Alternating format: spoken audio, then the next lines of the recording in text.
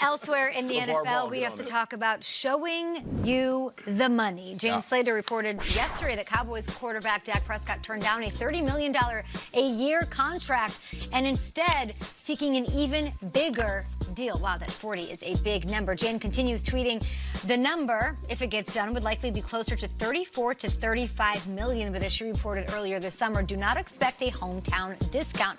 Let's put this into perspective here and show you some context, people. For reference, Russell Wilson is the highest paid quarterback in the league, $35 million a year. That's a deal he just got done with Seattle. So reactions when you, Kyle, heard that Dak Prescott was offered $30 million a year and turned it down?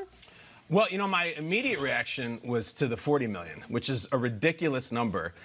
You got to go 50. If you're Dak Prescott, you've seen Jerry Jones bust, just go big. This is your moment. My immediate reaction is that the Jones family is getting a little impatient, because we've seen a lot of stuff come out, right? I mean, if you go back even the last couple of weeks, we've heard about they've offered top 5 deals. Russian champs don't win Super Bowls.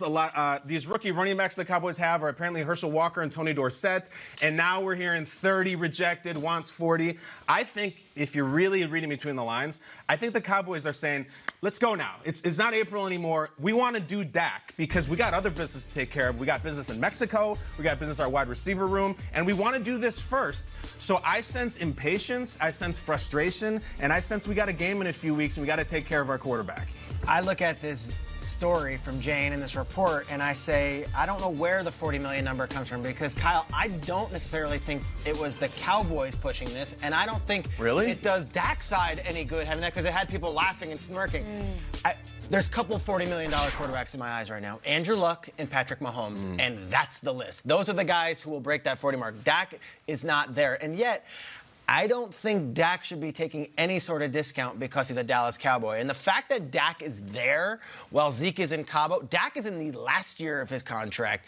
Zeke has 2 more years in his contract, and the Jones family has been through a lot of stuff with Zeke Elliott. Dak Prescott's been the model citizen. Shows up every day. Shows up every day. And that 30 number, I know everyone's like, well, if he was offered 30 million.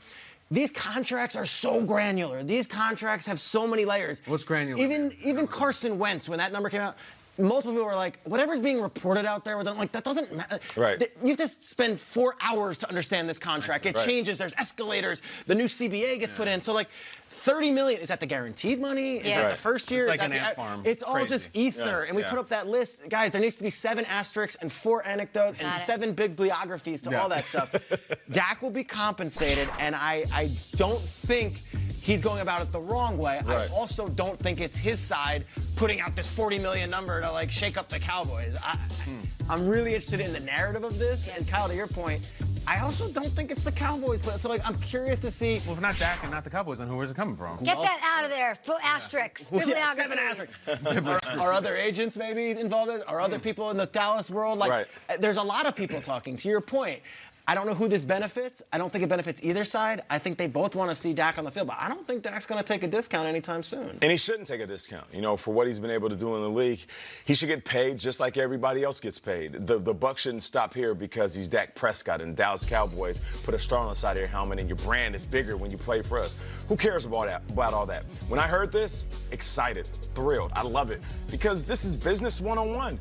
You hear 30 million. If these reports are true, Dak Prescott, his agent, his representation, they do what you're supposed to do. They send out a counter offer. A counter offer is to show that you want more than what you were originally offered. Now, here's the thing for people at home.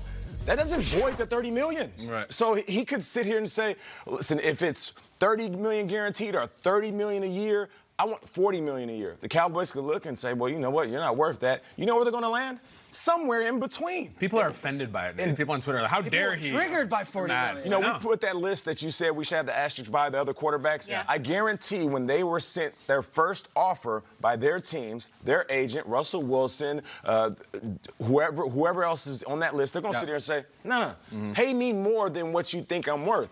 Because you always fall in the middle of negotiation between what you're offered and and what your counter offer Okay. is. That's the way it's supposed to be. Totally. So between 30 and 40 million, which would be that negotiation that you're putting out there, 35 comes up, right? 35 is what Russell Wilson makes, which we showed. He's the highest paid NFL quarterback. So is he going to be the highest paid quarterback? And should he be? That should be the question, right? Like if he makes more than that or near that or a penny like under 35, that puts him in territory that a lot of people don't think he has earned. There's this feeling around the Dallas media and the world that, well, because he's the face of the soup company or the face of the yogurt company, it's because of the star on his helmet.